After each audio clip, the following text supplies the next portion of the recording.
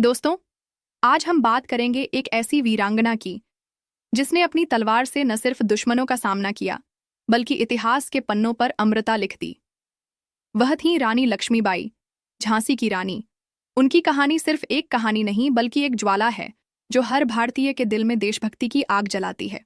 तो आइए चलें उस दौर में जब एक नन्ही सी बच्ची ने जन्म लिया और एक दिन बन गई भारत माँ की सबसे साहसी बेटी। सन 1828 19 नवंबर का दिन। काशी की पवित्र धरती पर मोरोपंत तांबे और भागीरथी बाई के घर एक कन्या ने जन्म लिया। नाम रखा गया मणिकर्णिका, लेकिन प्यार से सब उसे मनु बुलाते थे। दोस्तों, यह कोई साधारण बच्ची नहीं थी, मानो स्वयं दुर्गा माँ ने धरती पर अवतार लिया हो। मनु के भीतर एक ऐसी चिंगारी थी जो एक दिन पूरे भारत को रोशन करने वाली थी। मनु को बिठुर में पाला गया, जहां उनके पिता पेशवा बाजीराव द्वितीय के दरबार में थे। उस दौर में जब लड़कियों को सिर्फ चूल्हा चौका सिखाया जाता था, मनु तलवार चलाना सीख रही थीं। घोड़े पर सवार होकर हवा से बातें करती थीं। वह न सिर्फ शस्त्रों में निपुण थीं बल्कि शास्त्रों की भी गहरी जानकार थीं। दोस्तों, सोचिए, एक नन्ही सी बच्ची जिसके सपनों में आज़ादी की ललक थी, वह कैसे एक योद्धा बनने की राह पर चल पड़ी। सन 1842 में जब मनु सिर्फ 14 साल की थीं, उनका विवाह झांसी के राजा गंगाधर राव नेवालकर से हुआ। अब मणिकर्णिका बन गईं लक्ष्मीबाई, झांसी की रानी। दोस्तों, यह सिर्फ एक शादी नहीं थी, यह एक नए युग की शुरुआत थी। लक्ष्मीबाई ने झांसी को अपना घर बनाया और वहां की प्रजा को अपना परिवार। लक्ष्मीबाई सिर्फ रानी नहीं थीं, वह झांसी की धड़कन थीं। उन्होंने औरतों को आत्मरक्षा सिखाई, प्रजा के लिए सुधार किए। गंगाधर राव और लक्ष्मीबाई का रिश्ता प्यार और सम्मान से भरा था। लेकिन दोस्तों, खुशियां ज्यादा दिन नहीं टिकतीं। सन 1851 में उनके बेटे दामोदर राव का जन्म हुआ, लेकिन 4 महीने बाद ही वह चल बसा। यह दुख लक्ष्मीबाई के लिए पहला बड़ा आघात था। लक्ष्मीबाई टूट गई थीं, लेकिन उन्होंने हार नहीं मानी। गंगाधर राव और लक्ष्मीबाई ने अपने भतीजे आनंद राव को गोद लिया, जिसका नाम रखा गया दामोदर राव। लेकिन नियति को कुछ और ही मंजूर था। 1853 में गंगाधर राव भी बीमारी के कारण चल बसे। अब लक्ष्मीबाई अकेली थीं, एक युवा विधवा जिसके कंधों पर थी झांसी की जिम्मेदारी। अंग्रेजों ने मौके का फायदा उठाया। उन्होंने डॉक्ट्रिन ऑफ लैप्स के तहत कहा कि चूंकि दामोदर राव गोद लिया हुआ बेटा है, इसलिए झांसी अंग्रेजों के अधीन होगी। दोस्तों, सोचिए, एक 25 साल की युवा रानी जिसने अभी अपने पति और बेटे को खोया था, अब उससे उसका राज्य छीना जा रहा था। लेकिन लक्ष्मीबाई ने ठान लिया, मैं अपनी झांसी नहीं दूंगी। सन 1857 में भारत में आज़ादी की पहली चिंगारी जली।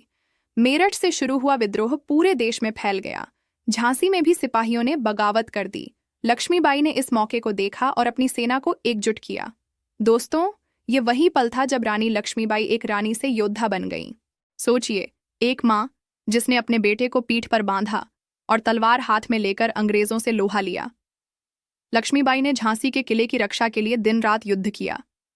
उनकी सेना में पुरुषों के साथ साथ औरतें भी थीं, जिन्हें उन्होंने खुद प्रशिक्षित किया था। वह सिर्फ रानी नहीं थीं, वह एक प्रेरणा थीं। लेकिन अंग्रेजों की ताकत ज्यादा थी। 1858 में झांसी का किला अंग्रेजों ने घेर लिया। लक्ष्मीबाई ने आखिरी सांस तक लड़ाई की, लेकिन किला हार गया। फिर भी उन्होंने हार नहीं मानी। रानी ने अपने बेटे और कुछ वफादार सैनिकों के साथ किले से निकलकर कालपी की ओर रुख किया। कालपी में तात्या टोपे के साथ मिलकर लक्ष्मीबाई ने फिर से अंग्रेजों को चुनौती दी। वह ग्वालियर पहुंची और वहां की सेना को अपने साथ मिलाया। लेकिन 17 जून 1858 को ग्वालियर के कोठा की सराय में रानी लक्ष्मीबाई का अंतिम युद्ध हुआ। उस दिन रानी लक्ष्मीबाई ने अपने बेटे को सुरक्षित भेज दिया। वह जानती थीं कि यह उनकी आखिरी लड़ाई है। फिर भी उन्होंने हार नहीं मानी। घायल होने के बावजूद वह लड़ती रहीं और फिर एक गोली ने उनकी छाती को भेद दिया। दोस्तों, उस पल झांसी की रानी धरती पर गिरी, लेकिन उनकी आत्मा अमर हो गई। रानी लक्ष्मीबाई ने अपनी आखिरी सांस ली, लेकिन वह हारी नहीं। उन्होंने भारत माँ को आज़ादी का सपना दिया। उनकी मृत्यु सिर्फ एक अंत नहीं थी, बल्कि एक नई शुरुआत थी, आज़ादी की लड़ाई की। रानी लक्ष्मीबाई की गाथा को सुब्रह्मण्यम भारती ने अपनी कविता में इस तरह बयां किया। सिंहासन हिल उठे, राजवंशों ने भ्रिकुटी तानी थी, बूढ़े भारत में आई फिर से नई जवानी थी। गुमी हुई आज़ादी की कीमत सबने पहचानी थी। दूर फिरंगी को करने की सबने मन में ठानी थी। चमक उठी वह तलवारें जो थीं जंग खा चुकी। खूब लड़ी मर्दानी, वह तो झांसी वाली रानी थी। दोस्तों, यह थी झांसी की रानी की कहानी। एक ऐसी वीरांगना जिसने अपनी जान की परवाह किए बिना भारत माँ की आज़ादी के लिए लड़ाई लड़ी। आज जब हम आज़ाद भारत में सांस ले रहे हैं, हमें रानी लक्ष्मीबाई को याद करना चाहिए, उनकी कुर्बानी को सलाम करना चाहिए। अगर यह कहानी आपके दिल को छू गई तो इसे शेयर करें। अपने दोस्तों, परिवार को बताइए कि झांसी की रानी ने क्या किया हमारे लिए। और हमारे चैनल को सब्सक्राइब करें ताकि हम ऐसी ही प्रेरक कहानियां आप तक लाते रहें।